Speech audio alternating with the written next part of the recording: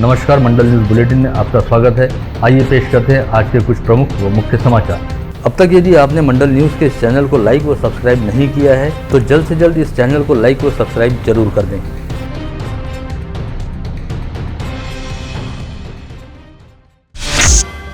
बाढ़ प्रभावित क्षेत्रों का दौरा करने हेतु सांगली पहुंचे सीएम उद्धव ठाकरे ने एक पत्रवार्ता को संबोधित करते हुए कहा कि राज्य के जिन जिलों में कोविड संक्रमण की स्थिति नियंत्रित हो चुकी है वहां सभी व्यावसायिक प्रतिष्ठानों को रात 8 बजे तक खुले रहने की अनुमति दी जाएगी, जिसके बारे में वे आज ही एक आदेश जारी करने वाले हैं। लेकिन छूट मिलने के बावजूद सभी को कोविड प्रतिबंधात्मक नियमों का कड़ाई के साथ पालन करना होगा। वहीं जिन जिलों में कोविड संक्रमण की रफ्तार कायम है वहां पर तमाम कड़े प्रतिबंध जारी रहेंगे। इस समय सीएम उद्धव ठाकरे ने यह भी कहा कि लॉकडाउन की वजह से व्यापारियों को होने वाली परेशानियों से वे पूरी तरह से अवगत हैं, लेकिन व्यापारियों ने भी इस समय राज्य के मौजूदा हालात को समझना चाहिए और कोविड संक्रमण की तीसरी लहर के मद्देनजर राज्य सरकार की ओर से जो प्रतिबंधात्मक उपाय योजनाएं की जा रही हैं, पहले की तरह उन सभी उपाय योजनाओं में व्यापारियों द्वारा भी साथ व सहयोग दिया जाना चाहिए।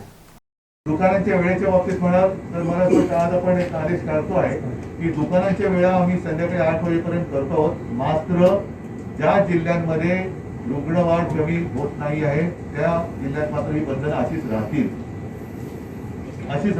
त्याच्यामुळे काही गोष्टींमध्ये शिथिलता जिथे करणे शक्य आहे तिथे करतो आहोत, जिथे करणं थोडं अवघड आहे तिकडच्या नागरिकांनी जरा सहकार्य करण्याची गरज आहे।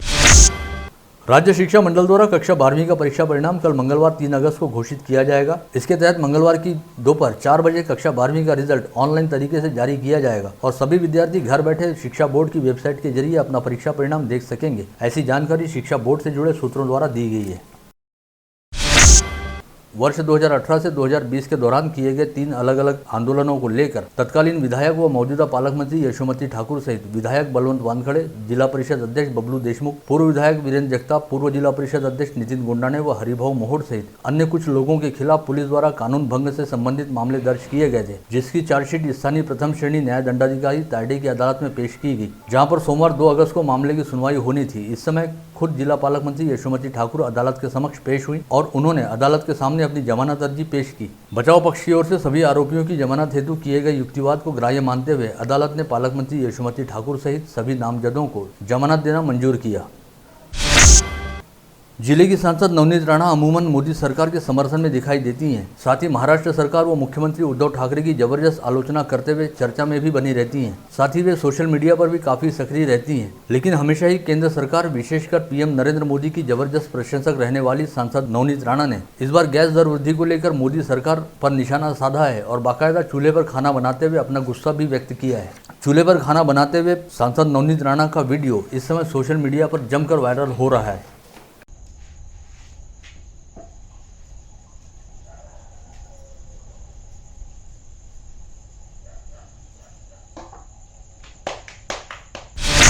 शिवसेना नेता आजाद हिंद मंडल के सर्वेसर्वा तथा ख्यातनाम सामाजिक कार्यकर्ता स्वर्गीय सोमेश्वर कुसतकर की स्मृति में लोक फाउंडेशन द्वारा लोक गौरव पुरस्कार की परंपरा शुरू की गई और सोमेश्वर कुसतकर के प्रथम स्मृति दिवस के उपलक्ष्य में पहला लोक गौरव पुरस्कार गरीबों व जरूरतमंदों को भोजन सेवा प्रदान करने वाले नानक रोटी ट्रस्ट को दिया गया है। इसके तहत नानक रोटी ट्रस्ट के पदाधिकारियों को लोक फाउंडेशन की ओर से 1 लाख रुपए नगद सहित सम्मान चिन्ह व प्रशस्ति पत्र देकर गौरवान्वित किया गया। श्री हनुमान व्यायाम प्रसारक मंडल के ऑडिटोरियम में सोमवार 2 अगस्त को अपराह्न 1 बजे आयोजित कार्यक्रम की अध्यक्षता पूर्व शिक्षक विधायक बीटी देशमुख ने की। वहीं इस समय बतौर प्रमुख अतिथि राज्य की महिला व बाल विकास मंत्री तथा जिला पालक मंत्री यशोमती ठाकुर, शालेय शिक्षा राज्य मंत्री बच्चू कडू, वनराई नागपुर के विश्वस्त गिरीश गांधी तथा हनुमान व्यायाम प्रसारक मंडल के प्रधान सचिव पद्मश्री प्रभाकर राव वैद्य उपस्थित थे।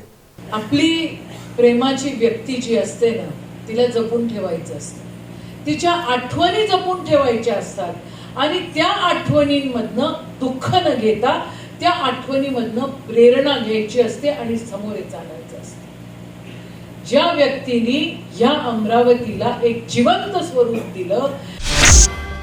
विगत 12 दिनों से मंडल न्यूज द्वारा कचरे व गंदगी की समस्या को लेकर व्यापक स्तर पर अभियान चलाया जा रहा है। ऐसे में अब विभिन्न राजनीतिक व सामाजिक संगठन मुखर होने लगे हैं, जिसके तहत विगत सप्ताह प्रहार जनशक्ति पार्टी व महाराष्ट्र नवनिर्माण सेना द्वारा निगमायुक्त को ज्ञापन सौंपा गया था और अमरावती विकास परिषद द्वारा इस विषय को लेकर पत्रकार परिषद ली गई थी। इसके साथ ही कई रिहायशी इलाकों के जागरूक नागरिकों द्वारा भी मनपा मुख्यालय पहुंचकर उनके क्षेत्रों की समस्या को लेकर आवाज उठाई गई। इसी श्रृंखला में अब युवा स्वाभिमान पार्टी द्वारा आक्रामक रुख अपनाया गया है। युवा स्वाभिमान पार्टी के पदाधिकारियों व कार्यकर्ताओं ने सोमवार की सुबह मनपा मुख्यालय पहुंचकर हल्ला बोल आंदोलन करते हुए मनपा परिसर में कचरा फेंका। साथ ही चेतावनी भी दी कि यदि 8 दिन के भीतर शहर से कचरे व गंदगी की समस्या को पूरी तरह से हल नहीं किया जाता तो युवा स्वाभिमान पार्टी द्वारा मनपा के अधिकारियों पर आते जाते कचरा फेंका जाएगा।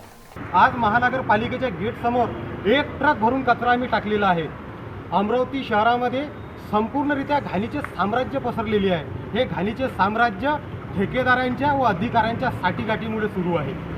जोपर्यंत अमरावती शहरात संपूर्णपणे कचरा हा साफ होणार नाही तोपर्यंत युवा स्वाभिमान पार्टी आगळ्या वेगळ्या पद्धतीने असेच आंदोलन सुरू ठेवेल।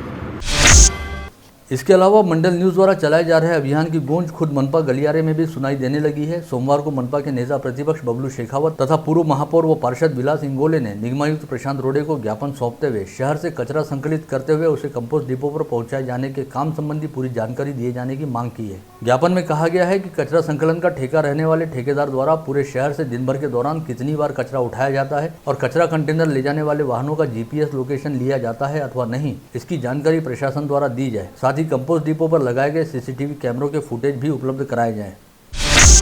इस समय पेट्रोलियम पदार्थों की दर वृद्धि को लेकर चहू और हंगामा मचा हुआ है। इसी बीच व्यावसायिक कामों के उपयोग में लाए जाने वाले 19 किलो वजनी LPG गैस सिलेंडर के दाम 1,628 रुपये 50 पैसे से बढ़कर 1,701 रुपये के नए स्तर पर पहुंच गए हैं। व्यावसायिक सिलेंडर के दामों में 72 रुपये 50 पैसे प्रति सिलेंडर का इजाफा हुआ है। वहीं दूसरी ओर घरेलू प्रयोग में आने वाले 14 किलो वजनी LPG गैस सिलेंडर के दाम फिलहाल 859 रुपये 50 पैसे प्रति सिलेंडर की दर पर स्थिर हैं।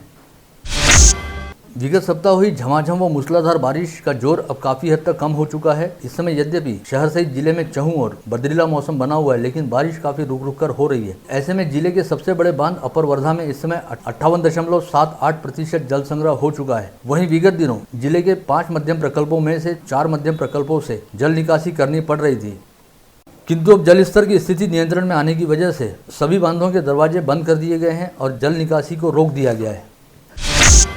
इस समय हिंदी भाषिकों का श्रावण मास चल रहा है और 2 अगस्त को दूसरा सावन सोमवार रहा। ऐसे में इस समय सभी शिवालयों में कोविड प्रतिबंधात्मक नियमों का पालन करते हुए भगवान भोलेनाथ के अभिषेक व आरती पूजन का दौर चल रहा है। इसी के तहत चांदू रेलवे मार्ग पर बुढ़ना गांव स्थित श्री क्षेत्र तपोनेश्वर में रोजाना भगवान भोलेनाथ का अलौकिक श्रृंगार किया जा रहा है। वहीं सावन सोमवार पर यहाँ विशेष पूजा अर्चना की गई। स्थानीय जिला व सत्र न्यायालय की अति भव्य इमारत में जिले के दूर दराज से लोग बाग न्याय पाने की आस में आते हैं, जिनमें दिव्यांगों का भी समावेश रहता है। लेकिन अदालत की ऊंची ऊंची सीढ़ियों को चढ़ने में इन दिव्यांगों को काफी तकलीफों का सामना करना पड़ता है, क्योंकि यहाँ पर दिव्यांगों के लिए व्हील चेयर अथवा रैंप जैसी कोई व्यवस्था नहीं है। ऐसे ही सोमवार की दोपहर अपने आप को संभालते हुए एक दिव्यांग व्यक्ति जैसे तैसे अदालत की सीढ़ियों से उतरने का प्रयास करता दिखाई दिया। अमर शहीद संत कंवरराम साहिब के सुपुत्र बाबा साईं पेशुराम की बड़ी बहू स्वर्गीय संत मनोहर लाल जी की धर्मपत्नी तथा मौजूदा गद्दी नशीं साईं राजेश मोरडिया की माताजी श्रीमती यशोदा देवी का सोमवार की सुबह देहावसान हो गया। वे 76 वर्ष आयु की थी। स्वर्गीय यशोदा देवी अपने पश्चात 3 पुत्र विनोद कुमार, साईं राजेश कुमार तथा दीपक मोरडिया एवं 4 विवाहित पुत्रियों सहित भरा पूरा शोकाकुल परिवार छोड़ गई है। विगत कुछ समय से भानखेड़ा रोड स्थित जरवार में साकार हो रहे कंवर धाम में अपने मजले पुत्र तथा पूज्य डेवरी साहिब के गद्दी नशीं साईं राजेश कुमार के साथ निवास कर रही पूज्य माताजी स्वर्गीय यशोदा देवी के पार्थिव पर कंवर धाम में ही बेहद शोकाकुल वातावरण के बीच सोमवार की शाम अंतिम संस्कार किया गया। इस समय अमर शहीद संत कंवरराम साहिब एवं उनके परिवार के प्रति आस्था रखने वाले अनेकों श्रद्धालुगण उपस्थित थे, जिन्होंने नम आंखों के साथ पूज्य माताजी स्वर्गीय यशोदा देवी को अंतिम विदाई दी। विगत शुक्रवार को CBSE द्वारा कक्षा 12वीं का परीक्षा परिणाम घोषित किए जाते ही स्थानीय महर्षि पब्लिक स्कूल में पढ़ने वाले कक्षा 12वीं के विद्यार्थियों व अभिभावकों में रोष व संताप की लहर व्याप्त हो गई थी, क्योंकि 90 से 95% अंक हासिल करने वाले विद्यार्थियों को अंतर्गत मूल्यांकन पद्धति के जरिए कक्षा 12वीं के परिणाम में महज 70 से 80% अंक दिए गए थे, जिसकी वजह से अभिभावकों व विद्यार्थियों का गुस्सा स्कूल पर फूट पड़ा और उन्होंने शनिवार को स्कूल में जमकर हंगामा मचाया। वहीं कई अभिभावक सोमवार को भी स्कूल में पहुंचे और उन्होंने शाला की प्राचार्य सहित शाला प्रबंधन को जमकर आड़े हाथ लिया और अपने बच्चों के खराब रिजल्ट को लेकर जवाब तलब भी किया। इसके साथ ही कई अभिभावकों ने केंद्रीय शिक्षा मंत्री के नाम जारी ज्ञापन में इस पूरे मामले की शिकायत करते हुए शाला प्रबंधन को आरोपों के कटघरे में खड़ा किया। जिले में विगत सप्ताह के दौरान कोविड संक्रमितों की संख्या 10 से कम होकर 3 के न्यूनतम स्तर पर पहुंच गई थी, लेकिन विगत 2-3 दिनों से एक बार फिर संक्रमितों की संख्या में थोड़ा थोड़ा इजाफा होता दिखाई दे रहा है। इसे तीसरी लहर के मद्देनजर भयावह भविष्य की आहट माना जा सकता है।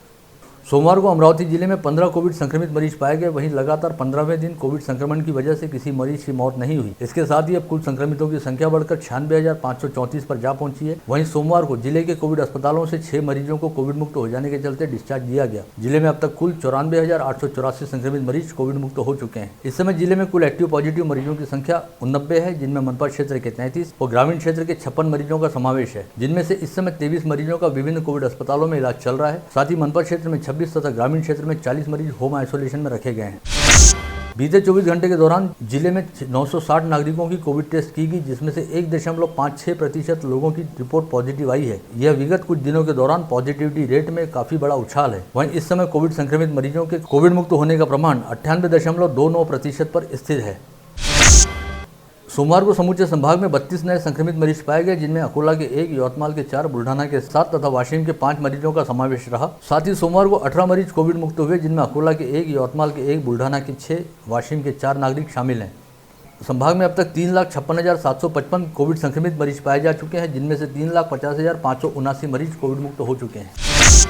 विगत वर्ष जुलाई माह से ही कोविड संक्रमण की पहली लहर ने रफ्तार पकड़नी शुरू की थी और देखते ही देखते अमरावती शहर से जिले में हाहाकार मचना शुरू हो गया था। विगत वर्ष 2 जुलाई को कोविड संक्रमितों की संख्या ने 600 के आंकड़े को पूर्ण किया था और जुलाई माह के अंत तक यह आंकड़ा 2,500 के स्तर को पार कर गया था। लेकिन जारी वर्ष के जुलाई माह में स्थिति एकदम उलट रही और दूसरी लहर का असर इसी जुलाई माह में कम होना शुरू हुआ। जारी वर्ष के जून माह के दौरान जहाँ 3,744 नए संक्रमित मरीज पाए गए, वहीं जुलाई माह में केवल 528 नए संक्रमित मरीज मिले और पूरे एक माह के दौरान केवल 6 मरीजों की इस संक्रमण के चलते मौत हुई।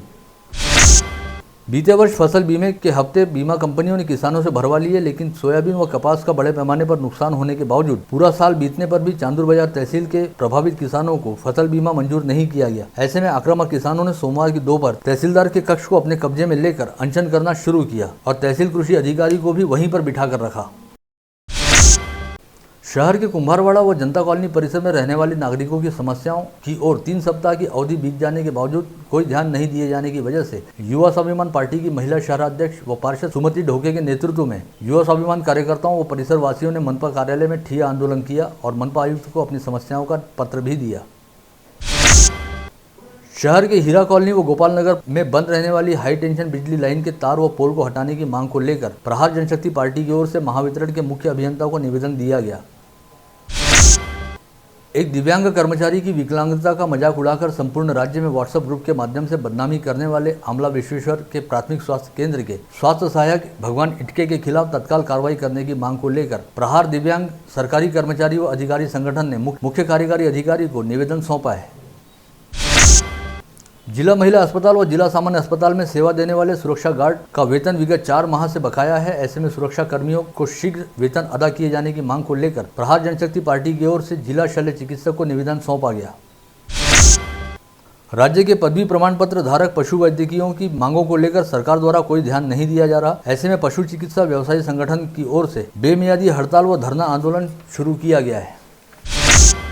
अमरावती महानगर पालिका के अतिक्रमण विभाग में कार्यरत कर्मचारी द्वारा रविवार को मनपा के जोन क्रमांक 3 हमालपुरा में आत्महत्या करने की कोशिश की गई। फिलहाल दिनेश ढवले नामक इस कर्मचारी की हालत चिंताजनक बताई जा रही है। वहीं सोमवार को इस घटना के बाद अतिक्रमण विभाग के कर्मचारियों ने मनपा आयुक्त प्रशांत रोड़े से मुलाकात की और बकाया वेतन का भुगतान करने की मांग उठाई, जिसके बाद आयुक्त ने तत्काल सभी कर्मचारियों के वेतन अदा करने के निर्देश जारी किए और मई व जून माह का वेतन 1 घंटे के भीतर ही कर्मचारियों के खाते में जमा कर दिया गया है। हालांकि अब भी 5 कर्मचारी ऐसे हैं जिनके अप्रैल, मई, जून व जुलाई के वेतन की फाइल अकाउंट सेक्शन में ही अटकी पड़ी है, जिनमें आत्महत्या की कोशिश करने वाले दिनेश ढवले के वेतन की फाइल भी शामिल है।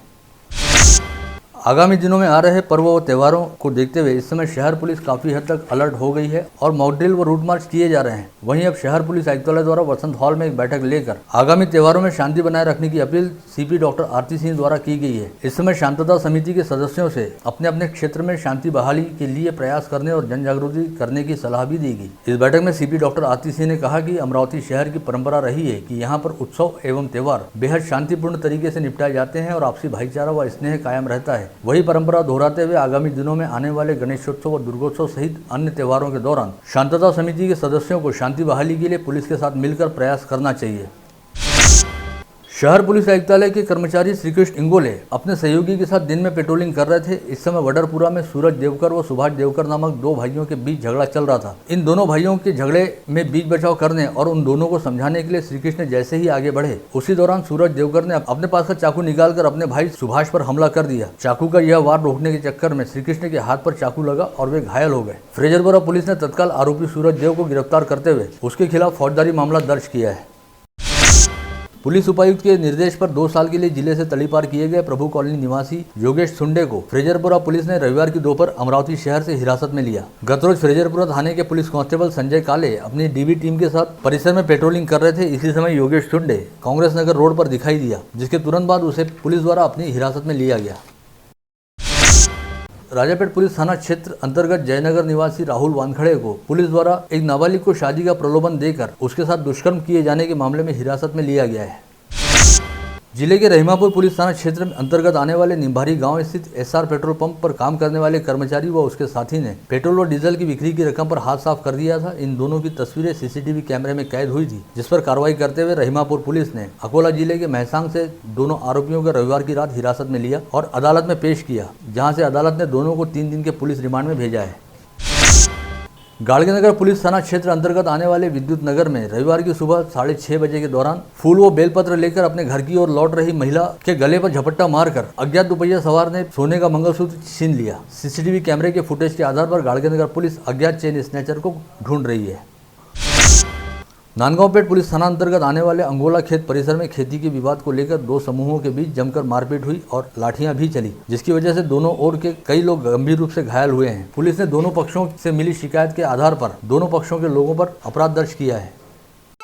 आप देख रहे थे मंडल न्यूज बुलेटिन। हमारे चैनल को लाइक करें, शेयर करें और हाँ, सब्सक्राइब करना ना भूलें। कल होगी आपसे फिर मुलाकात, तब तक के लिए धन्यवाद।